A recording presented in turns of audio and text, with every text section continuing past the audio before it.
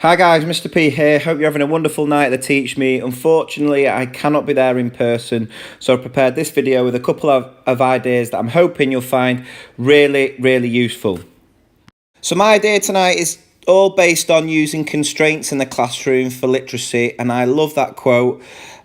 As I do believe constraints can really boost creativity. If you put a rule in place that actively encourages children to play and muck about with words, children who play with literacy stay with literacy, and it can really get them thinking creatively and just having fun with language. And so we're going to have a look at an app that actually I've developed and I've created called 140.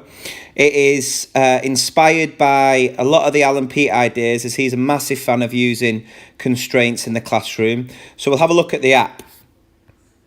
So it is called 140, and the whole idea is about constrained writing. So you can see there are a couple of challenges with a how to use section there. You've got challenges such as write a tweet, which we'll have a look at, but you've also got challenges such as mini saga, which is 50 words, Drabble, which is 100 words, but you can also set your own challenge with the number of words and characters allowed.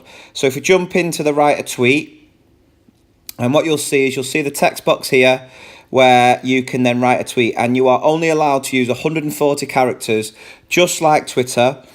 The reason that we made this app is when we were doing a low-tech version on paper, we found that the children were really concentrating on the counting of the letters rather than the actual content that they were creating. So this sort of does that for you. It does the counting for you. You can just create your tweet, create your text, making sure it keeps within the 140 character limit. And you'll notice here with my one, I won't get there.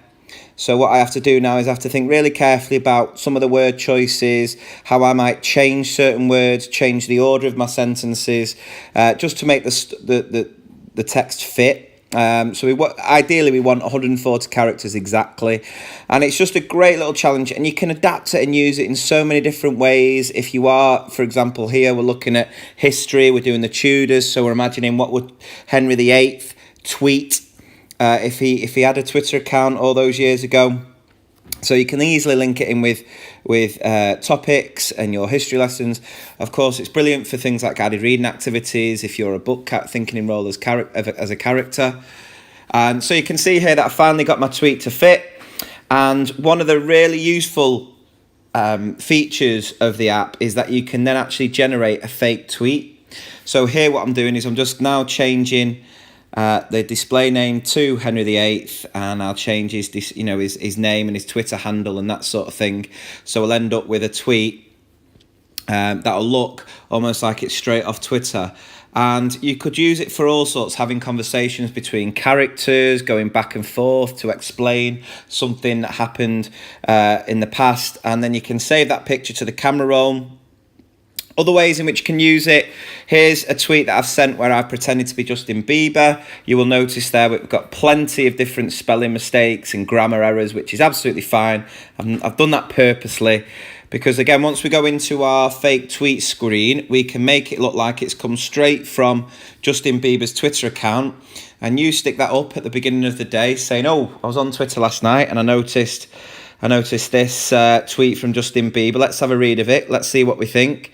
And then you're hoping your children will be able to spot the errors like that. There you go. And you've got a little spag activity there where the children now can edit and improve the tweets of their favourite celebrities. And you can do that for all sorts, sports stars, whatever it might be. Just one last idea for one way we did use the 140 app. We retold familiar stories using the Rashomon effect. Now, the Rashomon effect is basically telling a story from different characters' point of view. So this was year 4 retelling Little Red Riding Hood through a series of tweets. So either as Little Red Riding Hood or as the wolf. So you've got there, it's a warm sunny day when my mum told me to take some cakes to Grandma's house, etc. I'm going too fast here. And then the wolf does his first tweet, and it sort of jumps between the characters.